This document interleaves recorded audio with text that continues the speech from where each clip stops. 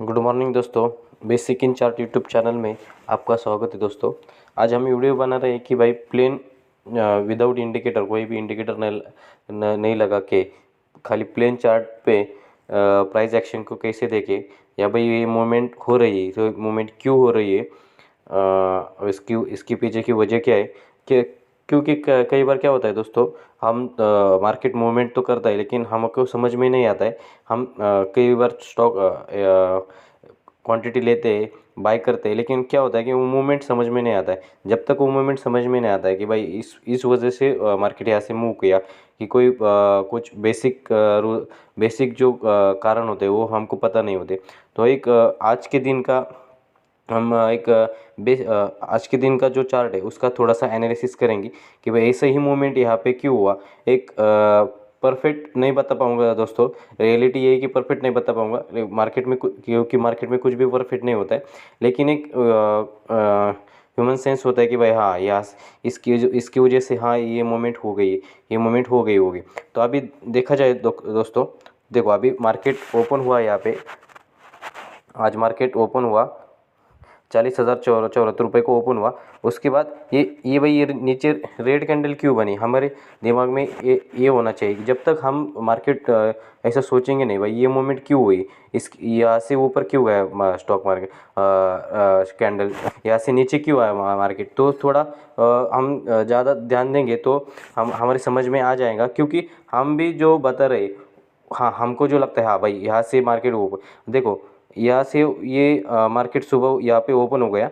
उसके बाद कल के जो क्लोजिंग था दोस्तों, कल का जो क्लोजिंग था उसको जैसे ही मार्केट ने ब्रेक किया, उसको जैसे मार्केट ने ब्रेक किया, वो मार्केट ने ब्रेक किया बहुत बड़े वॉल्यूम के साथ मार्केट नीचे आया। उसके बाद जो रेड कैंडल बनी, ये रेड कैंडल भाई, ये रेड कैंडल क्यों बनी, क्योंकि देखो यहाँ पे जो, देखो यहाँ पे जो सेलिंग प्रेशर था, यहाँ पे जो सेलिंग प्रेशर था वही सेलिंग प्रेशर इसको जैसे ब्रेक किया, जैसे भी हम अभी जिन्होंने अभी जिसको मिला नहीं होगा, जिसने ये रेड कैंडल को देख के जिस लोगों ने स्टॉक बाय नहीं किया होगा, देखो उन लोगों ने जैसे ही पहले 5 मिनट के कैंडल को ब्रेक किया, जैसे ही 5 मिनट के कैंडल को ब्रेक किया उसके बाद तुरंत देखो ये रेड कैंडल, उसके बाद तुरंत देखो ये रेड कैंडल बन गई।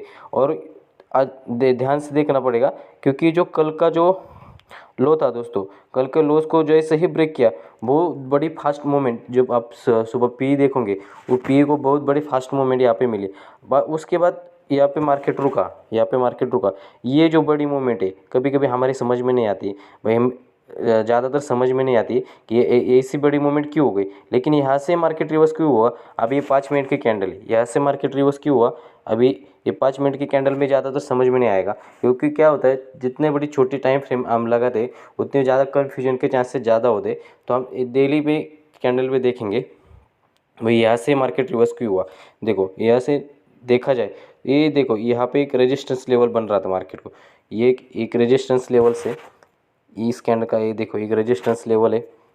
उसके बाद ये जो ग्रीन कैंडल बनी उसकी जो ओपनिंग है, ओपनिंग हाई लो क्लोज कि ये जो है वो कभी कभी सपोर्ट रेजिस्टेंस का काम करते हैं दोस्तों। तो ये देखो ये जो ग्रीन कैंडल है उसका जो ओपनिंग, उसका एक सपोर्ट मिला।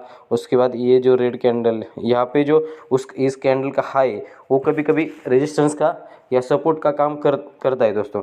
और अभी फिर 5 मिनट के कैंडल पे जाते हैं।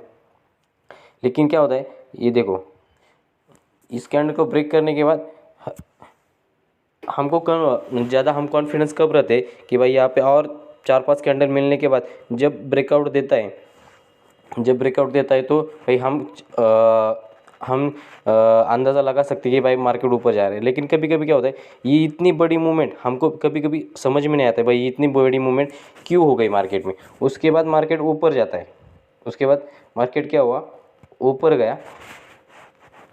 देखो यहाँ से मार्केट रिटर्न क्यों हुआ, यहाँ से मार्केट रिटर्न क्यों हुआ, ये जब तक हमको क्वेश्चन हमको क्वेश्चन नहीं पूछते तब तक हमारे समझ में ज़्यादातर नहीं आता है कि हम कितने यूट्यूब पे वीडियो देख ले, कि कितने भी पुस्तक पढ़ ले। लेकिन क्या होता है, देखो यहाँ से मार्केट रिटर्न आया, क्योंकि देखो जो पिछले दिन का जो चार्ट देखेंगे यहाँ पे देखो ये जो पिन बार है, ये पिन बार है, ये देखो यहाँ पे ये पिन बार है, ये जो पिन बार होते हैं दोस्तों, ये कहीं ना कहीं बहुत बड़ा सेलिंग प्रेशर उस दिन जो प्रीवियस चार्ट होता है, प्रीवियस दिन का जो चार्ट होता है उसके ऊपर बहुत बड़ा ये सेलिंग प्रेशर उस दिन के लिए, ये बहुत बड़ा सेलिंग प्रेशर उस दिन के लिए होता है। ये देखो यहाँ से फिर ये क्या होता है, यहाँ से ये रेजिस्टेंस बन जाता है।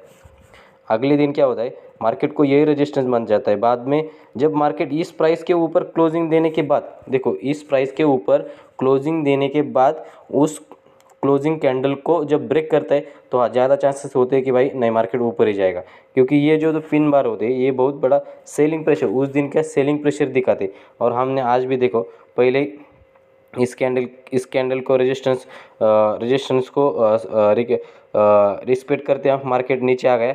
बाद में इसको ब्रेक किया दोस्तों, लेकिन क्या हुआ, ऊपर जा क्लोजिंग भी नहीं दिया, उसको हाई को ब्रेक भी नहीं किया, उसकी क्लोजिंग भी नहीं दिया और उसको हाई को ब्रेक भी नहीं किया। उसके बाद फिर देखो 3 बार वहाँ पे मार्केट गए, 1 2 3। आज जब तक अभी हम अंदाज़ा कब लगाएंगे कि भाई मार्केट ऊपर जाने का, जब तक इस कैंडल के ऊपर मार्केट क्लोज नहीं देता। और क्लोज होने के बाद भी वो जो कैंडल क्लोज हुई है उसको जब हाई को जो ब्रेक करता है तब हम ज़्यादा कॉन्फिडेंस होती है कि नहीं भाई मार्केट ऊपर ही जाएगा। उसके बाद देखो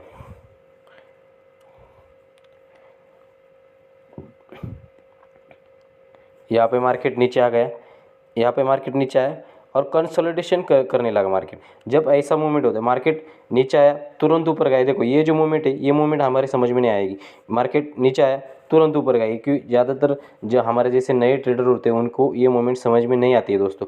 लेकिन हाँ जब मार्केट नीचे आता है, कंसोलिडेशन करता है, उसके बाद जब ब्रेकआउट देता है, हाँ तो हम कॉन्फिडेंस होते हैं कि नहीं भाई यहाँ से मार्केट ऊपर जाएगा।